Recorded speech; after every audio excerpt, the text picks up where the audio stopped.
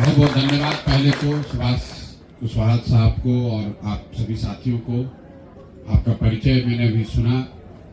ज़्यादातर लोग आप में वो लोग हैं जो लंबे समय तक सामाजिक राजनीतिक जीवन में आप सक्रिय रहे हैं, किसी दल या किसी विकल्प किसी प्लेटफॉर्म से जुड़े हुए रहे हैं। लेकिन जन स्वराज में आने वाले ज़्यादातर लोग किसी न किसी दल से ही आए हैं, किसी अलग विचारधारा पार्टी से आए हैं।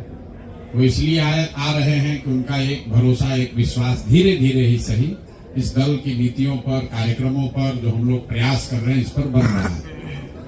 तो हम आपको इतना ही भरोसा दिला सकते हैं कि जिस ईमानदारी और जिस शुद्धता को देखकर सुनकर आप इस दल से, इस व्यवस्था से जुड़ रहे हैं, हमारे आचार विचार व्यवहार में आपको उसमें कमी नहीं दिखेगी। जीतना हारना, राजनीति करना, उसमें उतार चढ़ाव आता रहेगा।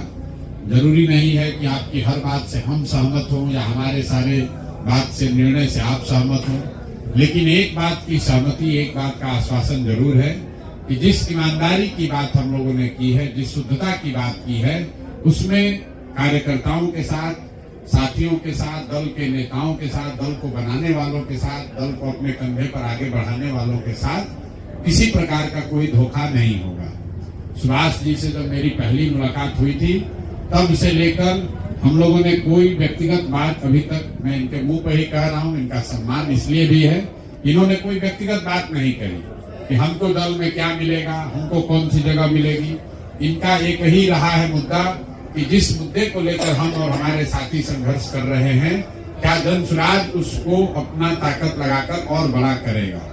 तो दो बैठकों में ये बात मुझे भी समझ में आई है और सुभाष जी को भी समझ में आई है कि 1 और 1 मिलकर 11 हो सकता है। बेतिया राज की जमीन के अधिग्रहण का जो मामला है, दोनों चंपारण में बहुत लाखों लोग उससे प्रभावित हैं।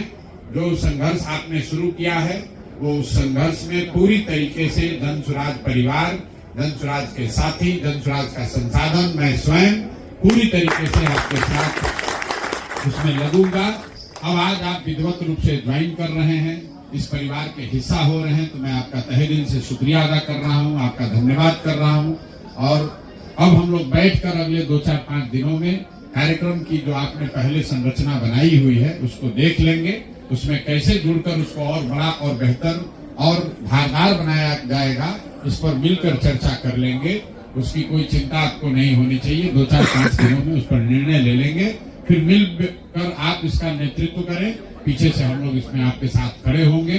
जहां तक आपके अपने राजनीति का सवाल है, तो जो भी जिस पद से आ रहा है उस पद को, आपके अनुभव को, आपके पृष्ठभूमि को ध्यान में रखकर अगले 2 से 3 हफ्ते में जन स्वराज की लोकल इकाई में या राज्य की इकाई में, जैसा सुभाष जी से बातचीत करके हम लोग तय करेंगे। यहाँ किशोर कुमार मुन्ना जी बैठे हुए हैं, ये जन स्वराज के संगठन के प्रभारी हैं राज्य भर में। तो हम लोग कोशिश करेंगे कि आपकी जो पृष्ठभूमि है, आपने जो जीवन में कमाया है राजनीतिक तौर पर, सामाजिक अनुभव के तौर पर, उसको ध्यान में रखकर आपको जन स्वराज में भी यथोचित जिम्मेवारी और जगह और सम्मान मिले।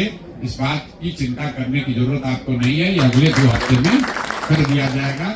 अगर मान लीजिए कुछ देरी भी 1-2 दिन हो तो कोई घबराने की बात नहीं है। कुशवाहा साहब हैं, डॉक्टर साहब हैं, किशोर कुमार मुन्ना भी बैठे हुए हैं।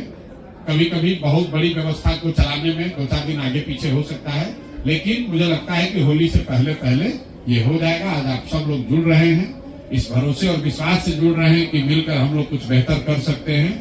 तो मैं आप सबका एक बार तहे दिल से शुक्रिया अदा कर रहा हूं और इस विश्वास के साथ ये आगे हम लोग मिलकर कुछ अच्छा करेंगे, बिहार के लिए अच्छा करेंगे, अपने बच्चों के लिए अच्छा करेंगे, आने वाली पीढ़ी के लिए करेंगे। आप सबका एक बार फिर से तहे दिल से शुक्रिया, धन्यवाद, बहुत बहुत।